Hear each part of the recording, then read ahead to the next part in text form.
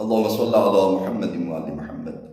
حدیث پاک میں ہے کہ ایک مرتبہ حضرت محمد مصطفیٰ صلی اللہ علیہ وآلہ وسلم تشریف فرما ہے کہ آس پاس صحابہ کرام بیٹھے ہوئے ہیں کہ نبی اکرم صلی اللہ علیہ وآلہ وسلم نے ارشاد فرمایا کہ کیا تم جانتے ہو کہ اتنا بڑا دین اسلام جو میں نے پہنچایا لوگوں تک، پیغام اللہ کا، اس کے پیچھے راز کیا ہے؟ تو صحابہ کرام نے فرمایا کہ آپ خود ہی ارشاد فرمائیں کہ اس کے پیچھے راز کیا ہے۔ نبی اکرم صلی اللہ علیہ وآلہ وسلم ارشاد فرماتے ہیں کہ جب بھی میں دین اسلام کا پیغام پہنچانے کے لیے جاتا، لوگوں کو دعوت دینے کے لیے مکہ کی سرزمین پر، تو مجھے پتھر مارے جاتے، معاذ اللہ مجنون کہا جاتا، کاہن کہا جاتا، راستے میں کانٹے بچھائے جاتے، طرح طرح کی اذیتیں۔ ارشاد فرماتے ہیں کہ جیسے ہی میں گھر واپس آتا اور اپنی بیٹی کی پیشانی کی طرف دیکھتا تو مجھے وہ سارے پتھر، وہ اذیتیں، وہ پریشانیاں سب ختم ہو جاتی اور میرا دل چاہتا کہ دوبارہ جاؤں اور دین اسلام کا پیغام مخلوق خدا تک پہنچاؤں۔ اس کے پیچھے راز کیا ہے؟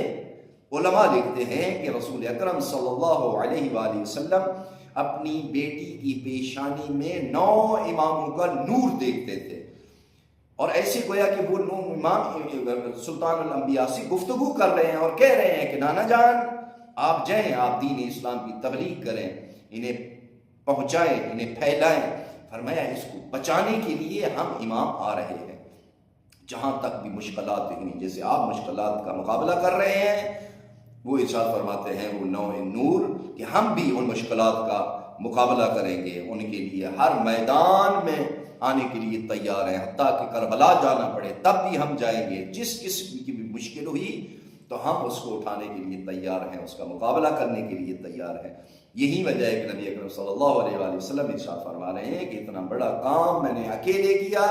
اس کی وجہ یہ ہے کہ نبی کی بیٹی جناب سیدہ فاطمہ الزہرا سلام اللہ علیہ کے پیشانی میں امامت کا نور دیکھتا تھا اور 9 اماموں کا نور موجود تھا۔ دعا ہے اللہ کے عالم ہمیں شفاعت جناب سیدہ سلام اللہ علیہ نصیب فرمائے، بحق محمد و آل محمد۔